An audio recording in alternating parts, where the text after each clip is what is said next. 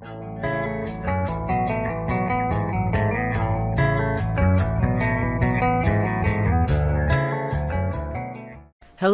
and welcome to another video by me, Charles the 10. Today I'm going to be talking about Paris Games Week and just sort of going over my thoughts and impressions of the show, what I liked, what I didn't like. And just to kick things off, I think it's probably my favourite conference of the year so far, and that's really shocked me. When they first announced this conference, first of all I was confused. They didn't do it last year because they had PSX. They did do it 2015 when they'd done PSX for a year already. But I think they mainly, because I believe that was when they first showed off Detroit. And so that was their first introduction to that game. And obviously they're based in Paris, so they focused on that game. And it was a big announcement. And they talked about it for quite a while. So when they announced this, I thought, oh, they're obviously using it to talk a lot about Detroit. They want to get that release date out there. They want to make sure that everyone knows about it, that it's going to be one of their big releases for next year. And I think that was one of my biggest disappointments about this show. There was next to no release dates. There was one release date, and they didn't even say it in the conference, and that was Shadow of the Colossus. I saw on Twitter they posted this morning saying it's coming out the 6th of February, and you can pre-order it now. Have no idea why they didn't say that in the conference. It really confused me because it made me think, oh, it's not coming out early next year when all the ratings had gone up last week, and so people were saying it was going to be very early on. So now we know it's going to be the 6th of February. But games like God of War, which is also meant to be early next year, Detroit, which has now got a spring next year date, still does not have a release date, and this makes me worried that PlayStation are scared to do release dates anymore because they have had so many problems with getting games out of the doors. Thing with Uncharted 4 and Horizon Zero Dawn, both of those were delayed multiple times.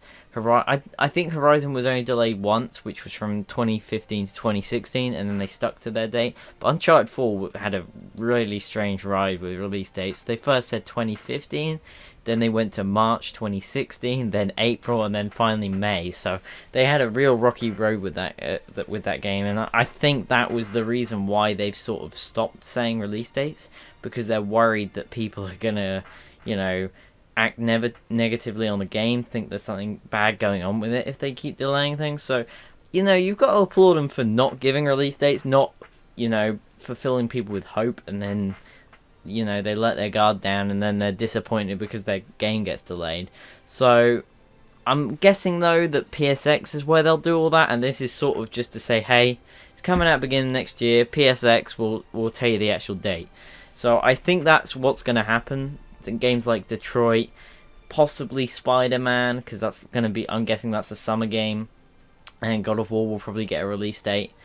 Days Gone, I don't think will. I think they will probably just say 2018 or winter 2018, maybe even spring 2019, because they haven't actually said when that's coming. They were sort of teasing maybe end 2018, but I really think it depends on how well development is going, and so I think we'll probably see a trailer for that PSX, maybe with a year date like 2018 or 2019, and then E3 I think we'll most likely see a time frame or something along those lines for this, because obviously we did not see Days Gone at this conference, but we still saw a lot of stuff. So like I said, Sucker Punch's Ghost of Tsushima did not have a date, nothing, and I can understand that fully. I don't feel that's next year. That will probably be afterwards, purely because they have got a lot of games out next year. They've got God of War, Detroit, potentially Days Gone, Spider-Man, and there's Shadow of the Colossus. There's probably a lot more that they haven't told us about yet.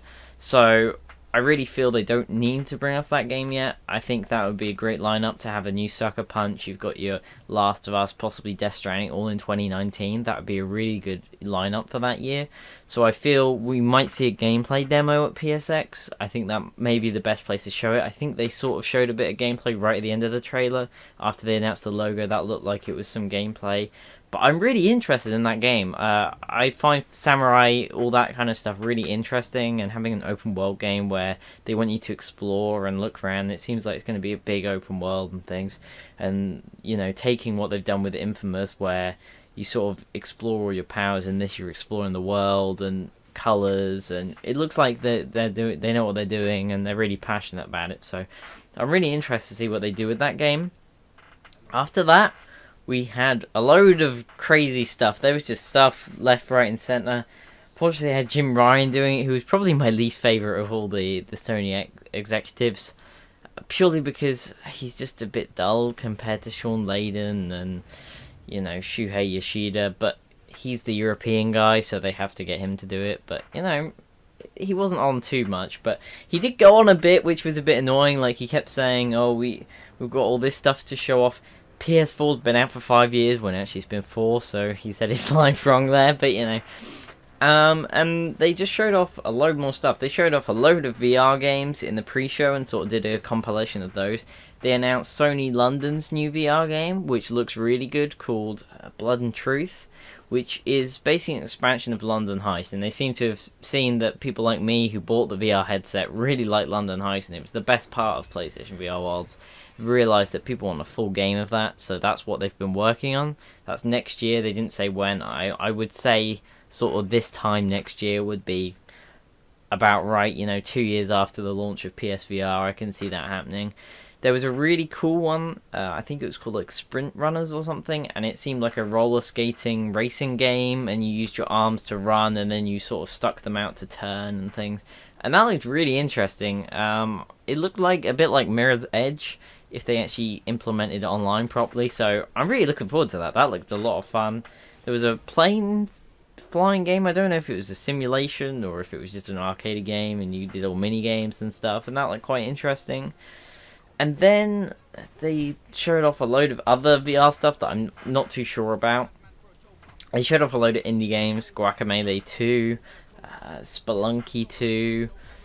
There was a load of other stuff that I can't think of. They showed off the Final Fantasy 15 DLC, the VR game, which does not interest me. And then they also showed off some Playlink stuff, which really surprised me. In my opinion, Playlink is interesting, but it's flawed. That Hue works okay, but sometimes the app doesn't respond. I bought Hidden Agenda on my US account so I could play it because it got delayed here in Europe. And it worked alright, but it was a bit unresponsive at times. And so I wasn't really sure what they were going to do with it. I don't know how well that Hue had done. They said that it's been downloaded, or 3 million people own the game. Now I can see why. For example, if I get a game right here, this is Knack 2. If we open it up, we get a code for that Hue. If anyone wants a code for that Hue, there's one right there. But what they've done is basically it's free with PS Plus. It seems forever. They have not taken it off PS Plus, and you get it free with basically every PlayStation exclusive that you will buy. And so them saying that 3 million people own the game is not actually that much. And it just shows that it's not that popular, because if you think about the sales of games like, sure, Knack and Everybody's Golf probably didn't sell well, but I believe I got a code with Uncharted Lost Legacy, that sold very well. I got a code with Gran Turismo Sport, it's free with PS Plus, and so there's a lot more than 3 million people who get those. So that may sound like a big number, but I really don't think it is. But PlayStation are trying to make it out like it is, big up their Playlink service, and good on them. I mean, I'd love to see what they do with it. Sony London are working on a Playlink game, which reminded me a bit of all the popularity at the moment with FMV games. So games like Her Story and things. I've seen a couple on Steam recently. They're very popular at the moment. They were a big sort of 70s, 80s thing because it was very hard to create proper 3D games, and so they filmed actual people, and so it looked okay. I don't think it'd be my kind of thing, but I may look into it when it comes out next year. But that was their other game they were working on. They also showed off trailers for Detroit, which I was surprised was not a very long trailer. I would say it was about 4 or 5 minutes, not even that, probably 2 or 3. I thought they were going to do a full gameplay demo, have a release date, because it's Paris Games Week. I thought they might come on stage, talk about the game. No developers came on stage, which they did with... They haven't done that in a very long time. Developers always used to come on stage, but I haven't seen PlayStation do that in a long time. They did at the last Paris Games Week in 2015. I remember they came on stage and talked about it, but they don't seem to do that anymore, which is fair enough, but it's annoying because there was a lot of stuff that they talked about after the show. Stuff like Last of Us Part 2 and Blood and Truth, and a lot of people will miss that because it's not during the show, so I kind of wish they would have done that then. They also showed a new trailer for God of War, which looks just as good as it it always has done. Again, no release date, but I'm really looking forward to that game. I'm sure it'll be fantastic. I would guess around a March release date for that, because it's early in the year, but they haven't said spring like they did with Detroit, and I would say Detroit is probably April, May time, same sort of time as Uncharted was. So God of War, I would say early in the year, but then they've got Shadow of the Colossus and Detroit, so I don't know where they'll space that out. It could be that May slot, since they're not saying spring. I really don't know, but I'm interested in both of those. But they also showed a trailer for Spider-Man. So this looked really good. This was my #1 game that I saw at E3. It really looked interesting with the gameplay demo. This trailer sort of told you more about the story, what's going on. It confirmed that you'll be able to play as Peter Parker in the game, which is quite cool. And it just showed you some more villains. You got to see Shocker. You got to see Harry Osborn, kind of. You saw Kingpin properly. So yeah, it looks really interesting, and I can't wait for that game. Again, they did not give a season or anything. They literally just said 2018. And then they had all the sponsored stuff, you know, that you had your COD, where they already announced the first DLC pack, which people in the Twitch chat were not happy about. I mean, I wasn't. I was like, why are you announcing a DLC pack when your game's not even out yet? It's just stupid. They also showed off Star Wars Battlefront 2. Then they showed off Destiny 2 with its first expansion, which looked okay. I have bought the expansion pass because I quite like Destiny, so I'll be playing that. That comes out on December 5th. And that was about it for the sponsored stuff. I believe all that stuff will come under those marketing deals that Sony have with those companies in their contracts. So they get the exclusivity for DLC with COD. For Star Wars, they get the exclusive PS4s, controllers. And it obviously comes under their legal contract saying you've got to show off our games at every single one of your conferences as well, because they know millions, thousands of people watch these things. So it's really good for promotion for them. After that, that was nearly it, and I think they kind of just said, hey, come to the end of it now, we've got one last thing to show you. And that was Last of Us Part 2, and this actually really shocked me. I didn't think they were going to show Last of Us, purely because they're not a European studio. I mean, they showed a lot of American studio stuff, which surprised me. I thought they were going to use it to maybe show off Dreams. No sight of Dreams, which worries me again, because they have not shown that off in 2 years now. And I'm really worried for that game because I want to see what they're going to do with it. They were saying that they were working on a single player for the game, so that if you're not into the design element, they've got the Little Big Planet type stuff where you can play through levels. So I really hope that they're working on that really well. They might have made it into a fully fledged VR title now, which would be really cool to see. But I hope we get to see that at PSX or E3, because I really want to see what's happening with that game, and I'm kind of worried for Media Molecule at this point, because if the game doesn't succeed, it could be the end of the studio, unfortunately, and I don't want to see that, because they are a very talented studio, even if they do just sit around and make very, very strange games. But anyway, when they showed Last of Us, I didn't think it was it. I had no idea what it was, really. I was like, is this Last of Us? But then I thought, well, maybe it's Days Gone. But the facial animation just looks so good. I thought it must be Last of Us, but I was still, I didn't know. And it was so violent. I was confused at how violent it was. I was, even in stuff like Last of Us, which is an 18, they don't show you everything that happens. They turn away when Ellie chucks the machete in David's face, spoilers of course, sorry, multiple times and murders him, and it's like, but in this you see them get a hammer and mash someone's elbows, and it's like, crikey, they're going all out with this game. And I have theories about it. They called the clickers demons, which makes me think maybe this is a flashback with Ellie's mum, so maybe you'll play as Ellie and also her mother before she dies. Or maybe she's still alive secretly, you don't know, but I think she probably is dead, and it's a flashback where you play as her, and it's set just after the infection, because they haven't started calling them clickers yet. They've called, like, the kid was calling them demons, so they're just sort of zombies, I guess. They don't know what they are.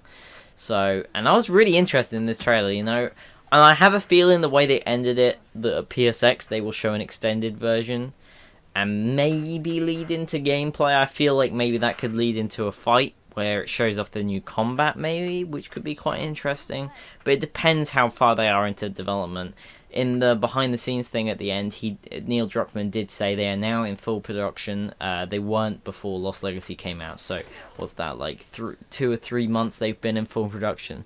So I don't know how much gameplay they might have done. They may have just done a demo quickly just to show you the gameplay, but I'd rather they held off. If they haven't got gameplay ready, don't make a demo just for PSX. Just wait until you're ready to show it. But if they've got a gameplay new trailer, I'm happy to see that at PSX. But overall, this show was great, and I think I probably preferred it over E3's, purely because you didn't have really stretched out gameplay demos.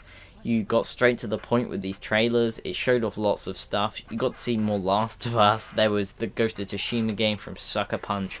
Lots of cool VR games.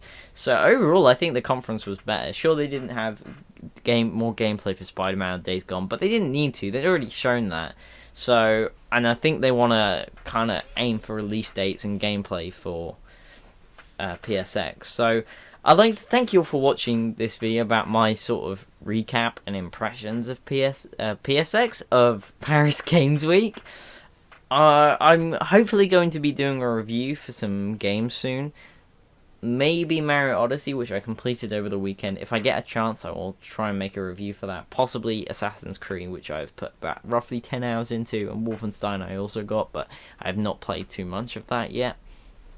All of those games I'm really liking so far, by the way. So, yeah. I'm also planning PSX. I will hopefully do a video again.